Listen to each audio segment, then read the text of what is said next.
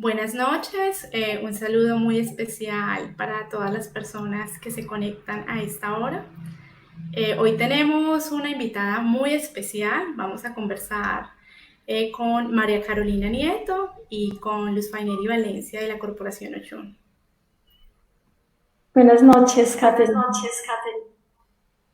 Buenas noches, María Carolina. Bueno, queremos presentarles un video introductorio muy interesante que nos va a contar Faineri, que nos va a contar un poco sobre la experiencia que trae María Carolina el día de hoy.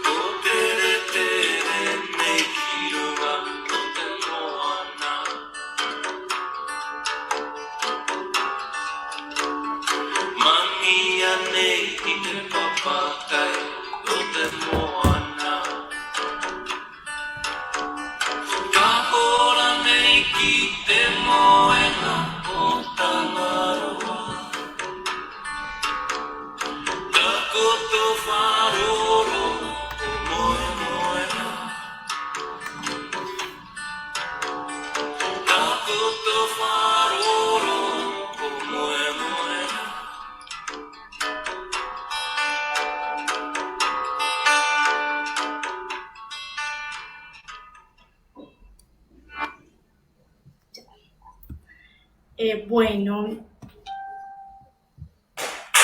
saludamos a las personas que en este momento se conectan. Mi nombre, como les decía anteriormente, es Caterine Hernández. Soy docente e investigadora de la Corporación Ochun. Hoy estaremos conversando con Luz Faineri Valencia, gestora e investigadora de la Corporación Ochun, y tendremos como invitada especial a María Carolina Nieto, quien es abogada y doctora en educación de la Universidad de Gothenburg, Nueva Zelanda. Tiene una maestría en política de la Universidad de Essex, Reino Unido, maestría en educación, Universidad de Harvard, año 2000. Es viajera, practicante de yoga, apasionada por las lenguas nativas y su fortalecimiento. El día de hoy nos comparte con una cálida conversación su experiencia con la comunidad maorí en Nueva Zelanda. Bienvenida, María Carolina, es un gusto poder conversar contigo hoy, tenerte en este espacio. Gracias, Catherine. Gracias, Juan. Para mí también es una alegría estar con ustedes. Saben que admiro mucho su trabajo. La iniciativa que han tenido en Colombia es una iniciativa realmente única en el sentido de promover la utilización de culturas y lenguas indígenas. En este momento estoy matriculada en el semillero de lengua obrera, que ustedes han creado como un diploma en el país. Entonces, la verdad me siento muy honrada de estar aquí. Ok, María Carolina, es un gusto también poder conversar contigo hoy y bueno, conocer esa experiencia tan grande que traes desde un país con comunidades indígenas que sobreviven a pesar del tiempo. Quisiéramos empezar por una pregunta que nos cuenta un poco tu experiencia. Quisiéramos saber, bueno, quiénes son los maorí y cómo es la experiencia de vivir en este contexto bicultural como Nueva Zelanda durante 6 años. Sí, bueno, yo precisamente te voy a contar desde mi experiencia, desde mi investigación, pero sobre todo desde nuestra experiencia de vida. Se dice que los maorí vinieron de la viajando sus ancestros a través del océano Pacífico. Esas canoas se conocen tradicionalmente como el nombre de huacas, que se escribe con la letra de. Y llegaron a las costas de Nueva Zelanda en distintos momentos y a distintos lugares. Nueva Zelanda es una isla comprendida por 3 islas, la llamada Isla Norte y la Isla Sur, la Isla Stuart. De manera que las huacas fueron llegando y acercándose a pobladores en distintos lugares de la isla y dedicándose a la caza, a la pesca de foca y a la siembra. Una de las cosas que más nos maravilló al llegar a Nueva Zelanda es encontrar la papa dulce o el camote latinoamericano, originario del Perú, encontrarlo en Nueva Zelanda. Se llama la cúmara. Es un tubérculo muy típico de la comida de la gastronomía maorí. Y bueno, se dice que estos ancestros comenzaron a poblar la isla y a sembrar, y a cazar y a pescar. Es un pueblo muy fuertemente soportado en tradiciones orales. Tienen también una tradición guerrera que muchas veces se ha distorsionado un poco en la publicidad, pero más adelante hablaremos de eso. Son personas profundamente conectadas con la naturaleza, declarando la naturaleza como algo sagrado y especialmente valorando su conexión con sus antepasados, que también pues más adelante puedo profundizar un poco sobre eso. Algo importante es que los valores de la cultura maorí surgen de su esencia, de su naturaleza esencialmente comunal. Con ellos se cumple ese principio de que una parte afecta a todo. En realidad ellos sienten que si hay una parte de esta mano que está fallando, el resto del cuerpo se va a enfermar. Y esa es una metáfora, digamos, para decir que lo que ocurra con una persona en la comunidad afecta a todos. Este es un principio fundacional de esa cultura y uno lo ve expresado en realmente al vivir con ellos. Esa centralidad de lo que es la asociatividad y la idea de ser uno. También yo diría que esa relación con la naturaleza como algo sagrado es, por supuesto, algo que se vivencia en el día a día con esta comunidad. Actualmente la comunidad es prácticamente urbana, un proceso de urbanización que comenzó a mediados del siglo pasado. Es más o menos el 16% de la población del país, pero apenas tal vez 1 de cada 4 pobladores maorí habla la lengua. De manera que este es un proceso importante que se está dando de revitalización de la lengua y la cultura en el país. Y esa revitalización pasa, por ejemplo, por la creación de un buen número de instituciones educativas que promueven la cultura maorí y donde la enseñanza se hace a través de la lengua. La lengua se conoce como tereo maorí. El proceso que comenzó en las instituciones de educación inicial y fue avanzando hasta la educación terciaria. También más tarde podemos un poco hablar sobre eso.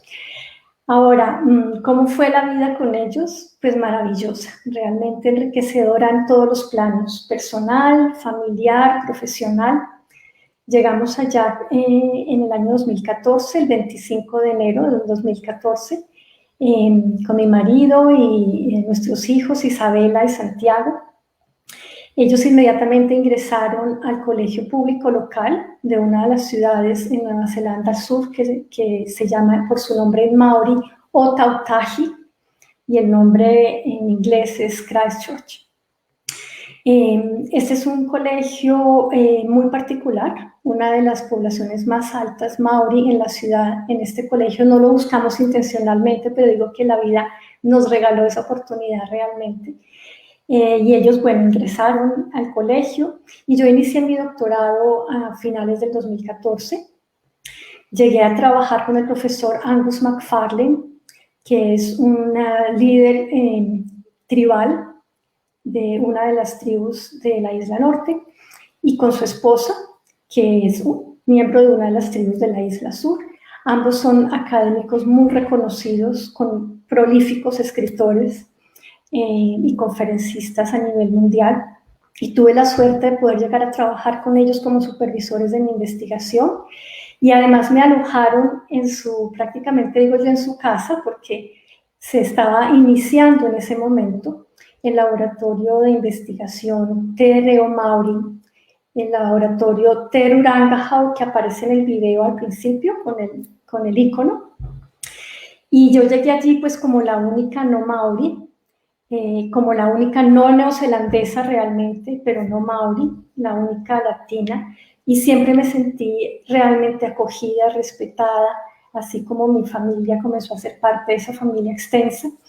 Yo prácticamente llegué a vivir en el lugar porque por el doctorado pues las actividades de trabajo son largas horas, entonces yo tenía la llave y abría y cerraba el lugar. Y allí pues pude tener entonces un vínculo muy íntimo con esa vida que pasa, por ejemplo, por tener siempre una guitarra a mano. Son personas alegres que siempre están cantando y que combinan el humor y la alegría de cantar con un profundo rigor académico. El conocimiento es algo muy valorado en el mundo maori y el rigor académico y científico es muy importante. Lo que ellos han hecho es lograr traer las formas de conocimiento del mundo indígena y entreverarlas con las formas de conocimiento del mundo occidental. Y eso fue lo que yo pude vivir en ese tiempo. Como tú dices, gracias a que es un contexto bicultural, y aquí solamente mencionaría a manera de introducción a esta conversación que en Nueva Zelanda existe algo muy único en el mundo quizás, y es que los colonizadores británicos en 1840 suscribieron un tratado con las tribus maori del momento, que estaban organizadas en distintas partes de la isla. Ese tratado se suscribió en los dos idiomas, maori e inglés, con la intención de trabajar los principios de protección y asociación. Es la fundación de un Estado bicultural, aunque a lo largo de los años no se ha logrado honrar totalmente, y eso ha dado pie a grandes desigualdades y marginalización del pueblo maori. Sin embargo, pues es un tratado fundacional y a partir de eso, como podemos hablar más adelante, se ha logrado acceder a ese conocimiento ancestral, a revitalizar la lengua y a permitir que quienes llegamos a ese mundo pues podamos conocerlo y acercarnos a esa sabiduría realmente. Hoy yo creo firmemente que el conocimiento ancestral maori nos está dando claves para resolver asuntos de inequidad a nivel social y educativo contemporáneos.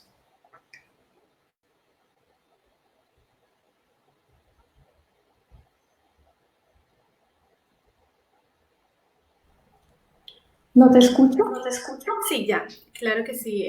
Muy interesante conocer esa experiencia. Bueno, muchas gracias, María, que...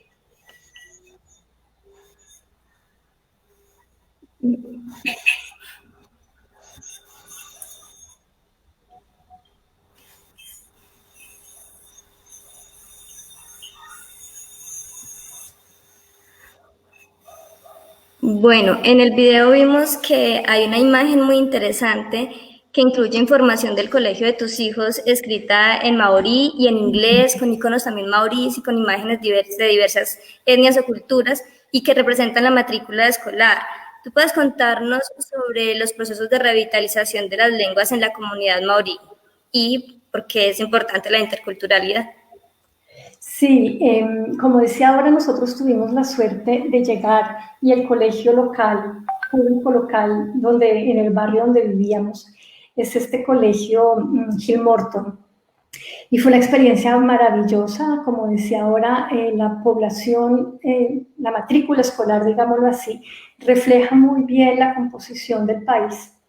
En este colegio aproximadamente el 20% de la población es maori, el 15% es una población de otras islas del Pacífico, el 50% es más o menos lo que se llama Pakeha, que es aquella población no maori, es un concepto maori dado a quienes no somos maori, y el 10% más o menos de otras culturas y etnias. Mis hijos eran prácticamente los únicos latinos del colegio. Y algo muy valioso es que nosotros encontramos en la vivencia cotidiana del colegio el uso del idioma. Yo podría decir que en realidad se ha especulado sobre la posibilidad de que el maorí sea una lengua en vías de extinción. Sobre eso ha habido también investigaciones y discusiones de todo tipo. Mi experiencia personal es muy diferente. Mi experiencia y la de mi familia es que el maorí, el tereo maorí, es una lengua viva y es una lengua utilizada en distinto tipo de actividades sociales. La lengua fue, digámoslo así, prohibida, o no digamos, que fue realmente una prohibición a comienzos del siglo XIX, y también una manera de la población maorí de sentir que podía acceder a un mejor nivel de vida si dejaba su idioma y aprendía inglés, y aprendía las formas de vida y la lengua de los colonizadores. Y ese proceso, junto con lo que fue la urbanización de la población desde mediados del siglo XX, generó una casi pérdida del idioma, de las culturas y de las cosmovisiones, porque, por ejemplo, como ustedes también vieron una de las fotografías, ya la población urbana no tenía acceso a la marae, que es aquella casa que ustedes vieron emblemática con el techo de 2 aguas y un mástil inicial en el centro. Había algunas maraes urbanas, pero mínimas, y ya la conexión con esa cultura fue muy difícil. Sin embargo, eso es un pueblo que ha logrado demostrar una gran resistencia, y yo diría una resistencia también pacífica. Hacia los años 70 inició un proceso político, educativo, cultural de revitalización que inició felizmente con las abuelas. Por eso el nombre que se ha dado a este movimiento en Nueva Zelanda y la forma como es conocido en América Latina es como Nidos de la Lengua, Kohangareu. Las abuelas iniciaron el proceso de revitalización del idioma, enseñándolo a sus nietos, a sus niños, y al unirse este proceso educativo y cultural con el proceso político, fue emergiendo lo que se conoce entonces como el renacimiento de la cultura maorí, el establecimiento de un tribunal, el tribunal llamado de Waitangi, a propósito del nombre que mencioné antes, el Tratado de 1840. Entonces, este tribunal encargado de dirimir todos los conflictos relacionados con la usurpación de tierras y por lo tanto el restablecimiento del derecho sobre la tierra, también reconoció la lengua tereo maorí como una lengua, ellos lo llaman tonga, es decir, es un tesoro cultural, es un bien cultural de la nación, no solamente de los maorí. Y eso llevó a reconocer la lengua como un idioma oficial del país y a incluirlo en el currículo escolar. Es por esto que nuestros hijos, al llegar al colegio, comenzaron a estudiar maorí. Y ese fue un ejercicio muy importante para nosotros como familia, porque ahí nos dimos cuenta que no teníamos ninguna idea de un solo vocablo en alguna de las lenguas de los pueblos originarios de nuestro país. Y ya estábamos aprendiendo tereo maorí. Yo, por mi afiliación a mis supervisores, y los niños, pues, por el colegio. Entonces, yo diría que, así como ustedes me lo han escuchado tantas veces apoyarlas en su trabajo, diría que en realidad la extinción de una lengua es la extinción de una forma de ver el mundo, de una forma de incidir en el mundo. Y lo que preguntaba Faineri, hoy lo conversábamos con mi hija, y yo le decía también, bueno, ¿tú por qué crees que es importante la educación intercultural? Y ella, yo creo que la respuesta que me dio resume lo que vivimos nosotros. El mundo es diverso, hay diversas identidades, diversas etnias, culturas, formas de ver el mundo. Y una educación intercultural es una herramienta fundamental para comprender el mundo, no solo para generar convivencia desde el respeto, sino también para comprenderlo. Y yo creo que es muy importante en este ejercicio de recuperar la lengua, entender que siempre va atada a la cultura y a una forma de entender el mundo, que si se extingue, estamos perdiendo parte de la riqueza de la humanidad por siglos. Yo les he mencionado a ustedes como algo maravilloso que ocurrió en mi universidad, verdaderamente, es que desde el año pasado, yo terminé mi doctorado en diciembre y empecé a trabajar como investigadora y también como, pues, como catedrática en algunas áreas. Y en ese año comenzó una tradición muy, muy emocionante, verdaderamente. Voy a mostrar un momentico de qué se trata con este corto video y ya les voy a explicar qué es. Voy aquí a poner esta...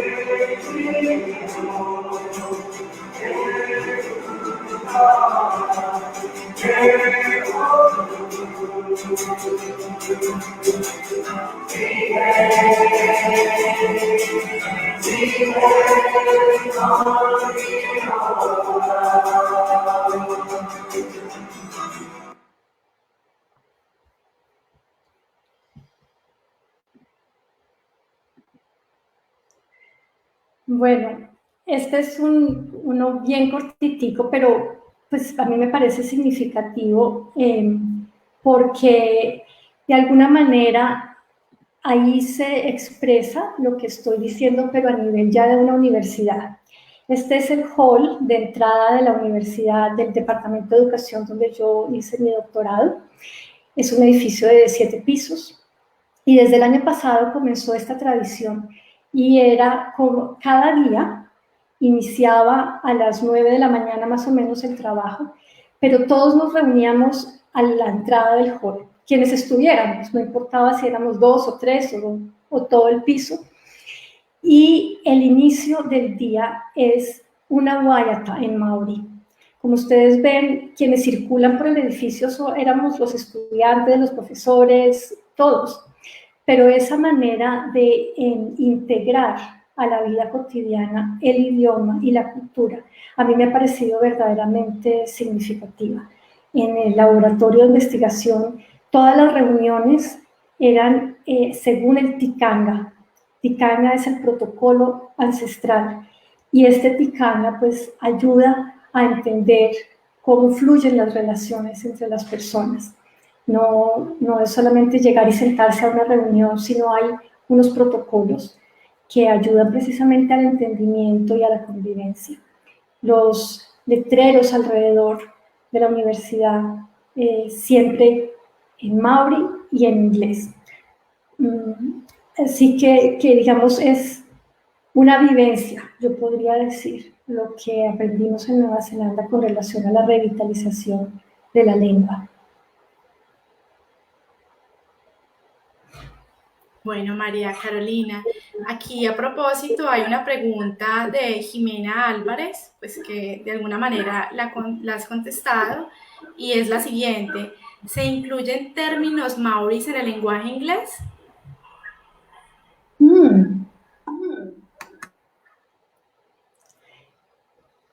Tal vez más que términos maorí en el lenguaje inglés, lo que yo creería es que se ha popularizado de una manera importante entre maorí y no maorí, saludarse en maorí.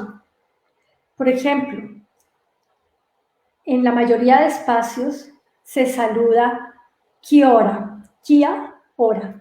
es el saludo en maori y se hace realmente en muchísimos espacios, en cafés, en salas de cine, en reuniones.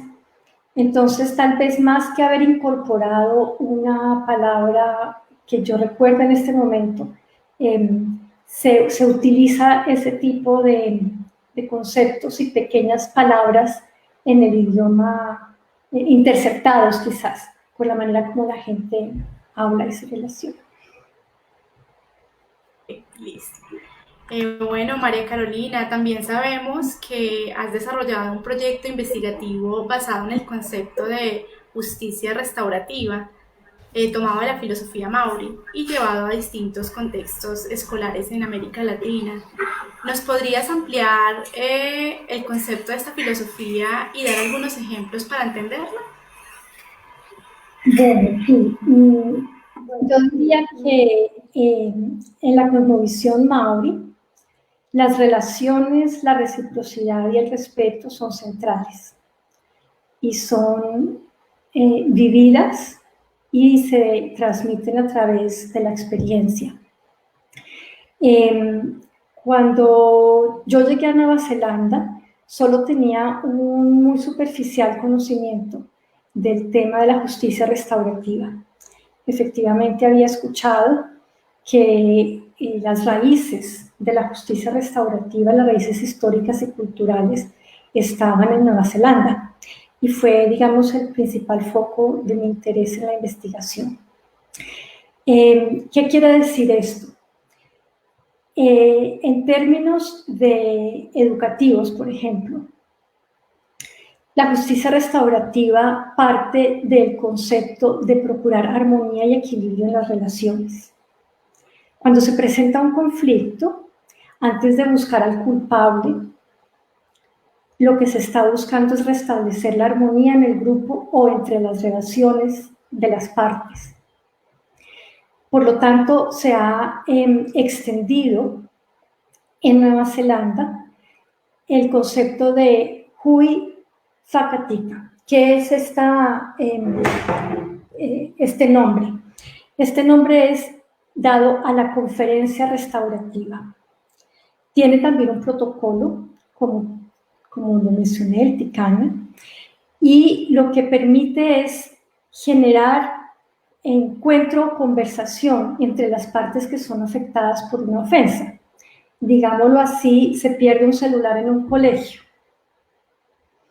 Claro, hay una norma que establece que aquel que se haya llevado algo ajeno tendrá una consecuencia. Casi todos los colegios del mundo tienen ese tipo de normas. Pero ¿qué pasa?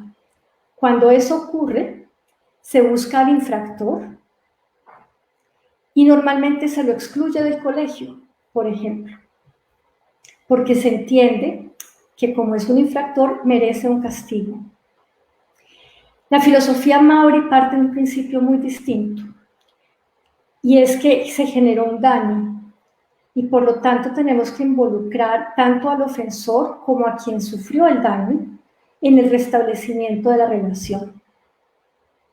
Y el restablecimiento de la relación pasa por entender los sentimientos que se generaron. Quizás duele más el desconcierto y el miedo de la persona que sufrió la ofensa al mismo teléfono.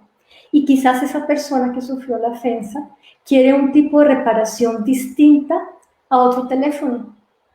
Es posible que esté esperando, por ejemplo, un acto sincero de perdón. En la cosmovisión maori, este principio de la justicia restaurativa está imbricado con otro, o con otros dos fundamentales, que son Manaki Tanga y Whanaunga Tanga. Manaki Tanga literalmente significaría hospitalidad, acogida, ser un buen anfitrión, preocuparse por las necesidades de otro. Y Whanaunga Tanga significa establecer y conservar las relaciones. Como yo decía al principio, un valor fundamental de la cultura maori es que son esencialmente comunales o comunitarios o no se ven como sujetos aislados. Luego, insisto, si hay una parte de ese cuerpo que está lesionada por la ofensa, el resto se lastima. Y por eso las conferencias restaurativas son propias de la cultura y han sido llevadas a la educación. De manera que mi interés era verla en acción. Tuve la oportunidad de trabajar, de hacer la investigación a profundidad en 3 colegios, 2 en Nueva Zelanda y 1 en Perú. Después puedo hablar de por qué en Perú. Pero estos 2 colegios en Nueva Zelanda tenían ambos una alta población maorí, especialmente uno de ellos en la Isla Norte. Y yo lo que podía ver a través de la vivencia de estos profesores y de estos estudiantes era una transformación de la visión de qué es la disciplina escolar, una visión de por qué cambiarla empodera y unifica a la comunidad, y un entendimiento del trabajo personal que hacen los profesores cuando logran cambiar esa visión de castigo, de buscar al culpable y excluirlo del colegio, a una visión de restablecimiento de una relación, de inclusión, donde ellos entienden muy bien que, por ejemplo, los estudiantes maorí fueron siempre los de menor resultado escolar. ¿Por qué?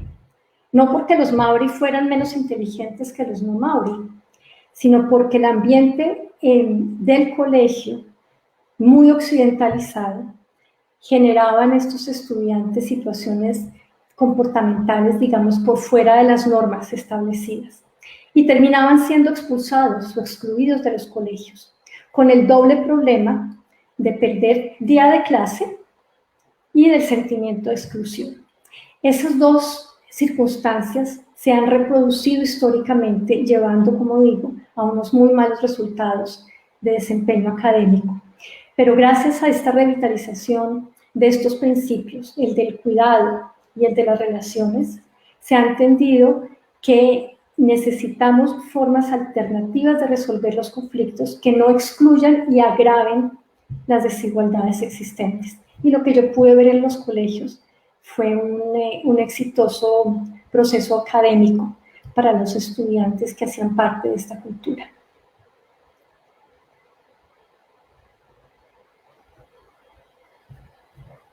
Ok, María, muy interesante. ¿Cuánto tiempo se tardó, o sea, cuánto tiempo se llevó implementar estas metodologías en los colegios de Nueva Zelanda y en el colegio de Perú o en la escuela de Perú para ver estos resultados? Sí, lo de Perú, que lo explicaría aparte. Lo de Perú tiene que ver más bien con el proceso que yo llevaba trabajando aquí en Colombia antes de llegar a Nueva Zelanda. Y pues sobre eso podemos hablar ahora. En Nueva Zelanda, como digo, este protocolo, esta metodología, si tú quieres llamarla, de las conferencias restaurativas, pues es una práctica histórica en la población maorí, no es nada nuevo. Lo que empezó a ser nuevo a partir del principio de la década del 2000 es traer esto a la educación occidental, llamémoslo así, y empezarlo a extender tanto a colegios maorí como a los colegios públicos de Nueva Zelanda, en donde se empezó a ver que el beneficio en términos académicos y de convivencia era para todos. Entonces, por ejemplo, una de mis supervisoras, la doctora Sonia McFarlane, que ella ha venido investigando, y Angus McFarlane, ellos mismos, cómo se ha podido generar protocolos para los colegios occidentales o llamados, sí, los colegios atendidos por la mayoría de la población, entendiendo que la filosofía restaurativa debe permear todo el colegio. No valdría tampoco con que solamente fuera, por así llamarlo, el prefecto de disciplina quien aplicara esta visión. En realidad, la filosofía restaurativa, como digo, es una filosofía inclusiva y por lo tanto todos tenemos que estar implicados porque cuando hay una ofensa disciplinar en un colegio, parece una cadena, ¿no? Está el niño infractor, está el profesor que identifica la falla, está el director de disciplina, está el rector, está la junta directiva del colegio, están los padres del niño y están los padres del niño afectado. Entonces, para poder llevar esta visión más incluyente de cómo manejar la convivencia, pues efectivamente se fueron haciendo protocolos asesorados por personas como mis supervisores. Se generaron, digámoslo así, recursos educativos para los colegios. Se hizo entrenamiento de los profesores. Yo tuve la oportunidad pues, de estar en algunos de esos entrenamientos, de trabajar directamente con algunos de estos profesores que se dieron como la oportunidad de quitarse el sombrero del profesor que juzga, que sabe todo y que decide la suerte del estudiante de esa manera, y más bien de asumir algo que yo llamaría definitivamente un liderazgo desde la ética del cuidado. El liderazgo de estos profesores se expresa en que son firmes y asertivos y completamente humanos, empáticos y compasivos. Yo pensaba que eso realmente era muy difícil. Tanto mi experiencia en Perú y en otros colegios de Sudamérica como en Nueva Zelanda me ha cuestionado y me ha llevado a concluir que sí es posible desarrollar en los educadores, o más bien es posible permitir que afloren en muchos de ellos esa disposición restaurativa. Algunos profesores quizás han sido formados en la idea de que, como decimos en Colombia, la letra con sangre entra, ¿no? De que solamente el que no es autoritario o no ejerce su autoridad no va a ser atendido ni respetado. Realmente estos profesores me demostraron algo muy distinto. Son personas muy firmes, específicamente, claro, hay algunos cuya estilo y carácter no lo permite, pero en general, tanto profesores maori como no maori que han venido acogiendo esta filosofía, ven florecer, digámoslo así, en ellos esa aptitud y esa disposición para ser al mismo tiempo firmes, asertivos, empáticos y capaces de reconocer la dignidad y digámoslo así, el contexto cultural que trae el estudiante. Y yo pienso que estas dos son importantísimos habilidades que debe desarrollar hoy cualquier profesor en el mundo, porque realmente hoy es muy difícil decir que hay un salón de clase que sea monocultural. No, muy difícil. Realmente hoy lo estamos viendo con la pandemia, cómo ha cruzado a través de todas las culturas, de todos los países, la realidad de tener hoy globalmente una afectación común y de haber tenido que llevar a los estudiantes a tener experiencias virtuales donde se expresan otras formas de diversidad. Yo diría verdaderamente que si hoy hay que pensar en formación de educadores, hay que formar ese tipo de habilidad, de sensibilidad. En la tesis yo hablaba del educador sentipensante. El sentipensante es un concepto nuestro, ¿no? Dice Falsborda, originado en las riberas del río Magdalena por los pescadores del Magdalena. Pues bien, este concepto pude incorporarlo a la tesis, porque lo que yo vi en estos educadores es esa integralidad de la cabeza, el corazón y las manos, personas que son capaces de trabajar en entornos multiculturales. Y Colombia sí que es un espacio hoy más diverso y multicultural que nunca. Y pienso que muy pocos colegios, quizás colegios no sabría, de algún tipo de élite educativa o social o económica, son colegios que pueden darse quizás ese concepto de monocultural, pero aparte de eso, la gran mayoría de colegios en Colombia son colegios que tienen una diversidad cultural importante y por lo tanto creería yo que para nuestros educadores es una habilidad fundamental. Muchas gracias, María Carolina. A propósito del tema que traes a colación de la pandemia, tenemos unas preguntas en el chat. Aquí María Cecilia Tobar pregunta lo siguiente: ¿cómo ves la educación en Colombia hoy en día? ¿Qué debería ser lo fundamental? ¿Cómo consideras que se pueda transformar la educación con lo que está pasando con el COVID y lo que está generando? Hoy.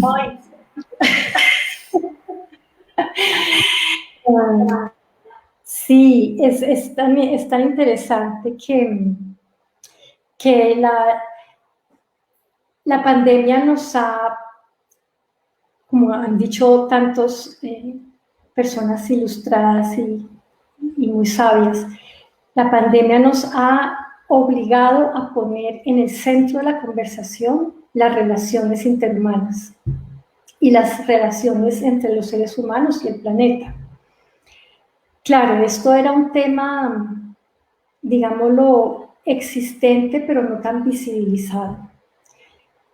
Y lo traigo precisamente porque si yo pudiera resumir el mensaje de mi investigación, y la investigación que fue simplemente narrar lo que aprendí de estos educadores, es que lo más importante en la educación es la relación educativa, la relación que se genera entre un educador respetuoso que reconoce a la persona integralmente y ese estudiante que puede ser recíproco en esa relación.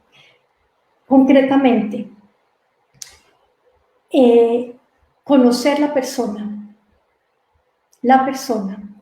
no conocer si es bueno en matemáticas o si es bueno en geografía, pero conocer la persona que incluye sus emociones, sus necesidades humanas de reconocimiento, de amor, de afecto.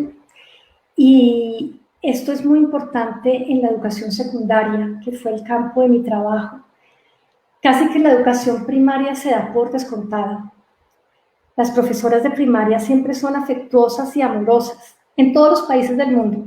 Lo encontré también en Nueva Zelanda. Pero curiosamente va pasando la adolescencia y vamos entrando en la dinámica del mercado de trabajo. Vamos transformando a ese niño o niña que veíamos con los ojos de la integralidad como persona, lo vamos transformando de repente en una persona que tiene que prepararse para el mundo del trabajo y olvidamos ese ser humano. El profesor también pasa de la primaria, es un educador más holístico, más integral, en la secundaria es un profesor que trabaja por disciplinas. Yo creería que para responderle a Marta Cecilia, humanizar la educación. La pandemia nos está demostrando que las relaciones son fundamentales. ¿Cómo hacerlas entonces en la virtualidad? Esa es la gran pregunta.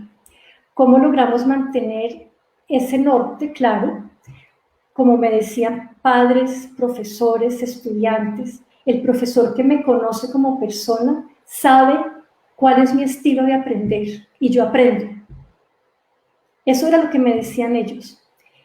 Estudiantes de Perú, por ejemplo, me insistían, hay pocos colegios que se preocupan por enseñarnos a vivir, enseñarnos a relacionarnos con otras personas y a relacionarnos con nosotros mismos. Ellos valoraban, los estudiantes, la posibilidad de estar en comunidades en los que pueden ser más espontáneos, ser su verdadero yo. Era a veces difícil tratar de entender estos jóvenes como hablaban, sobre todo porque resultaba fascinante ver que eran los mismos mensajes a través de dos culturas tan distintas, la peruana y la neozelandesa. Pero tanto los educadores como los niños y sus padres reiteraban el mismo mensaje. Cuando la relación educativa se hace desde el reconocimiento de la persona, los estudiantes aprenden. Y en el contexto colombiano específicamente, yo pensaría que es muy importante entender que no basta con que legalmente las personas tengamos derecho a la educación. Una vez el estudiante ingresa a un colegio, fácilmente puede terminar desconectado, como lo vemos en las altas tasas de deserción, especialmente de población indígena, afrodescendiente, de las minorías étnicas y culturales. No basta tener garantizado el derecho de acceso. Si cuando llegamos entramos a un ambiente alienante, que nos desconoce como seres humanos, que desconoce que aprendemos tanto con la cabeza como con el corazón, que desconoce la importancia de reconocer las situaciones emocionales que afectan la capacidad de entender académicamente. Y hoy, insisto pues con esto, la pandemia lo que nos está diciendo es, vamos a parar un momento y a tomarnos en serio para qué es la educación. Vamos a tratar de tomarnos en serio para qué tipo de mundo estamos preparando a los jóvenes.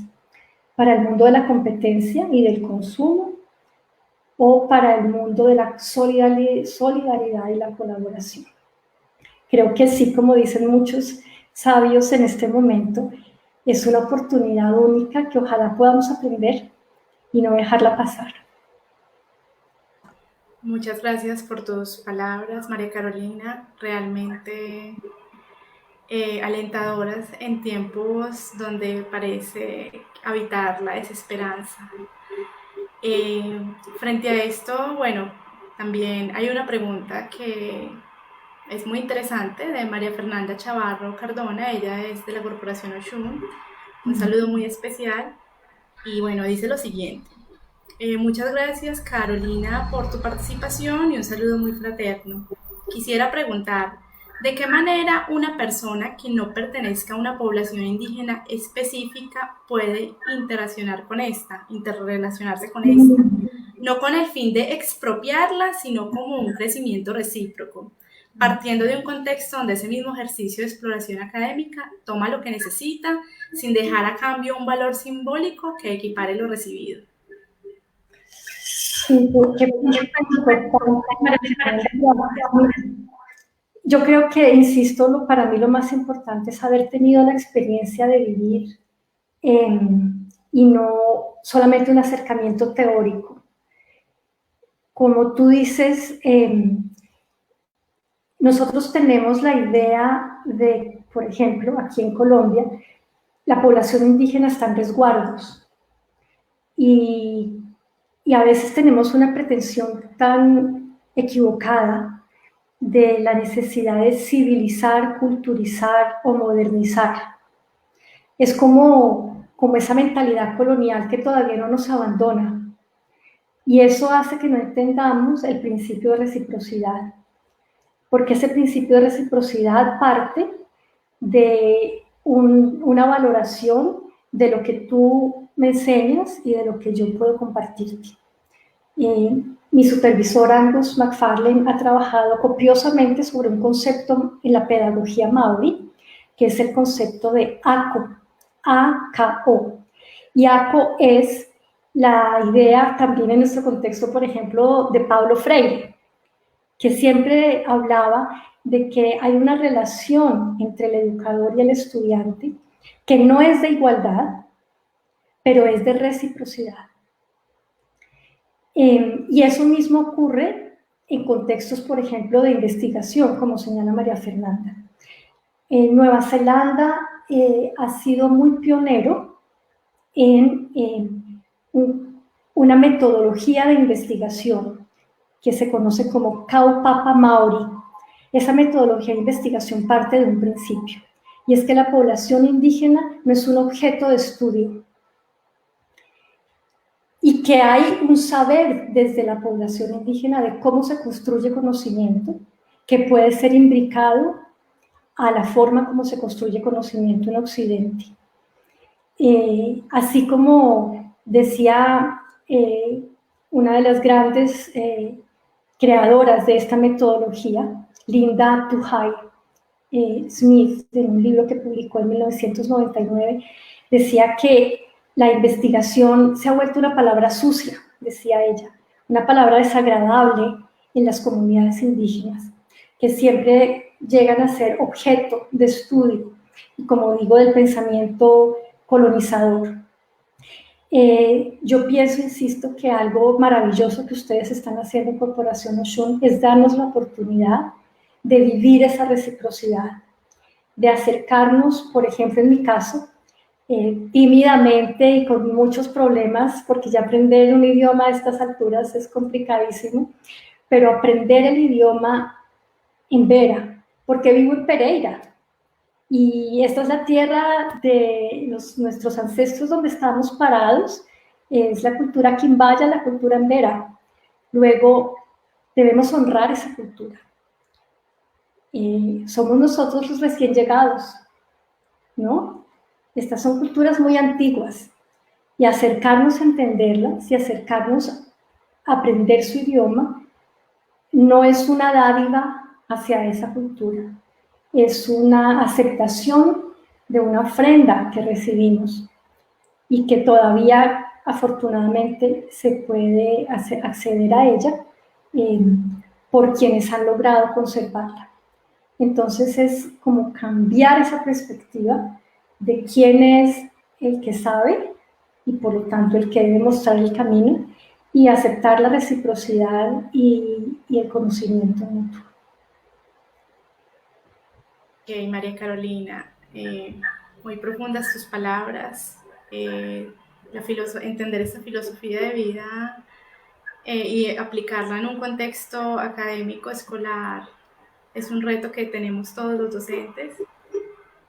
Y bueno, agradecer también a todas las personas que están conectadas a esta hora desde diferentes medios, y también contarles un poco que desde la Corporación Oshun hemos llevado un proceso de revitalización de lenguas con el Embera.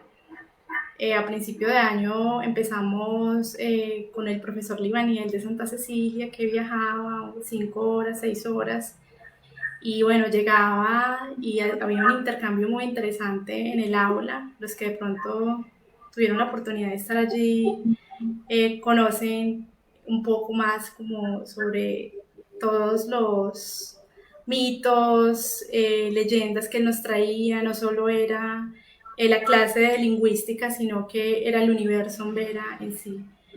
Igual estamos mirando desde la corporación qué estrategias nos reinventamos para seguir llevando este proceso y que más personas puedan participar, porque es un proceso de reciprocidad también. María Carolina, tenemos una última pregunta de Laura Rodríguez sobre la filosofía restaurativa, y es la siguiente. La filosofía restaurativa podría incluir a otras especies, entendiendo que por medio de sus acciones se busca el equilibrio y la armonía de las partes. Me imagino que especies no humanas. Y por supuesto es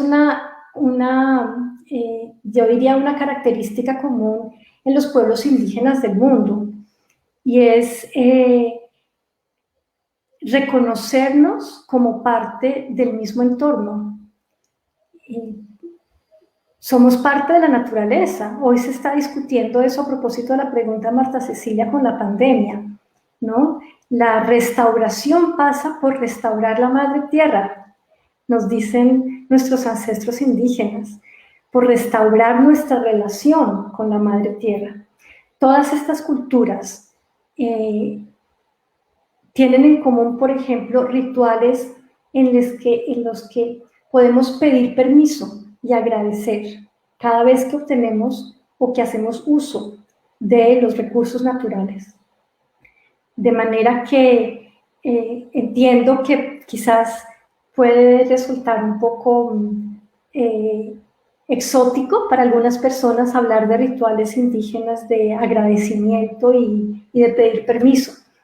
Pero pienso que en realidad asumirlo como una forma de restauración, que es la pregunta, es clave. Es decir, las imágenes de delfines navegando por las costas de Cartagena, yo creo que a todos nos han erizado porque estamos viendo lo que es posible. La naturaleza puede restaurarse, pero esa relación hay que restaurarla en lo simple.